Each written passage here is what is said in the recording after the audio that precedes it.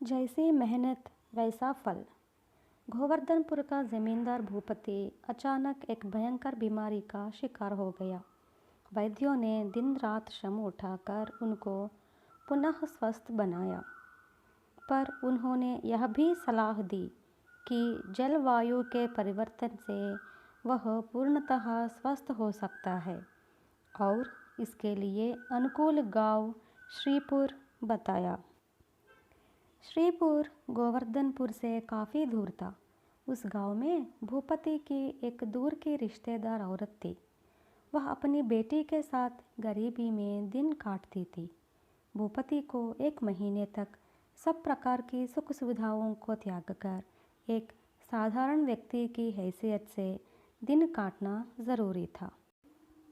इसलिए वैद्यों ने उसे अकेले ही श्रीपुर जाने की सलाह दी।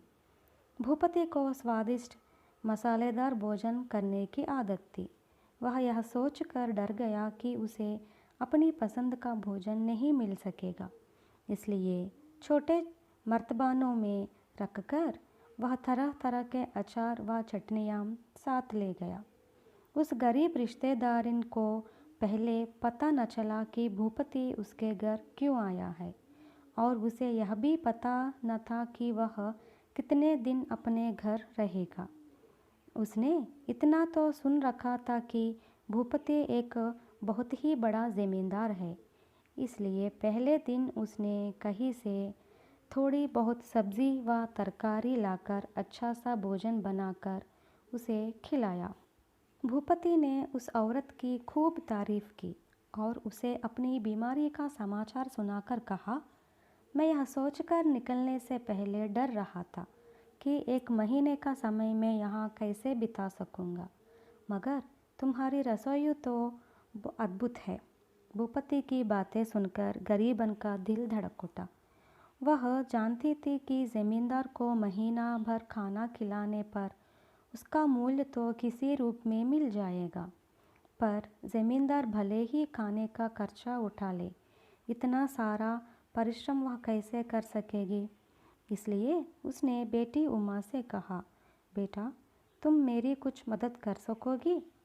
बेटी ने साफ कह दिया, माँ, इतनी मेहनत उठाकर हम रसोई नहीं बना सकेंगी।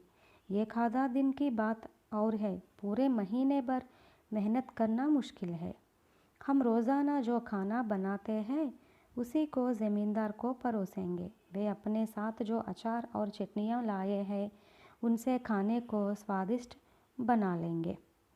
माँ ने बेटी की बात मान ली। दूसरे दिन उसने सादा भोजन बनाया और परोसते समय ज़मींदार से कहा, बापूजी, मैं कल यह बात भूल गई कि आप अस्वस्थ हैं, इसलिए मैंने वैसे खाना बनाया। आज से मैं आपको वही चीज़ें परोसूंगी जो आप अपने साथ लाए हैं। वही चीज़ें आपके स्वास्थ्य के लिए लाभदायक होगी।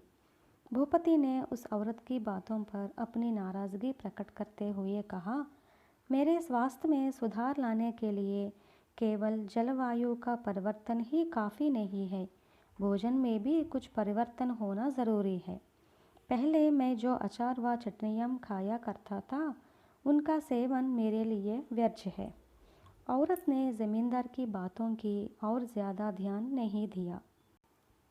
हर रोज़ गांव में घूमते फिरते समय भूपति के साथ बेटी उमा भी जाती थी। वे दोनों अनेक विषयों पर बातचीत किया करते। उमा की बुद्धिमानी पर ज़मींदार खुश हो गया। एक बार उसने कहा, देखो बेटा, तुम्हारे लिए अच्छा वर ढूंढूंगा। मैं तुम्हारा विवाह रचाऊंगा। चिंता न करो, सारा खर्च मैं ही करूंगा। उमा ने यह बात अपनी माँ के कानों पर डाली।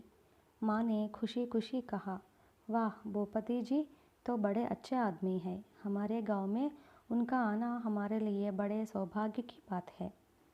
यूँ 2 हफ्ते बीत गए। एक दिन भूपति ने उमा से कहा, बेटी उमा, मैं अपने साथ जो अचार और चटनियाँ लाया हूँ उनको तो मैं हमेशा खाता ही रहता हूँ, उससे मैं ऊब गया हूँ। मेरी बात मानो और तुम अपनी माँ से कह दो कि मुझे वही भोजन दिया जाए जो तुम लोग अपने लिए बनाते हो।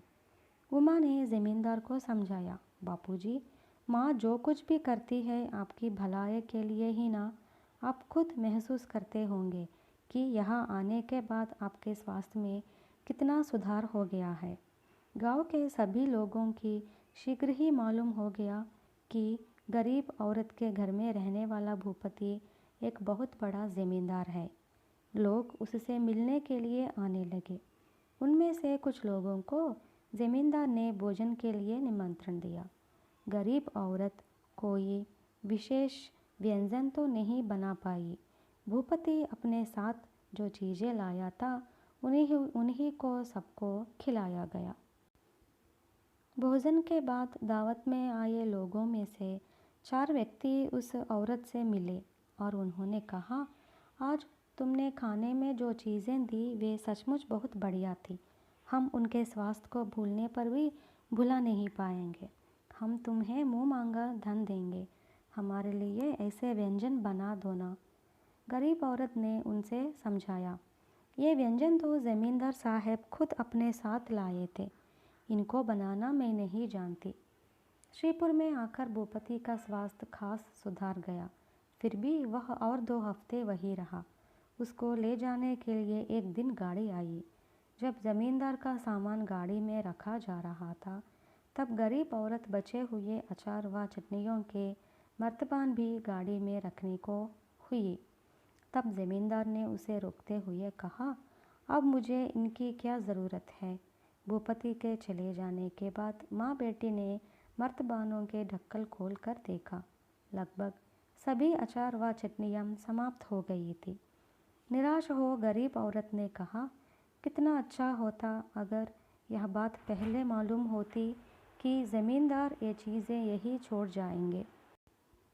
ये सारे चीज़ें अपने लिए रखकर हमारा सस्ता भोजन ज़मींदार को खिला देती।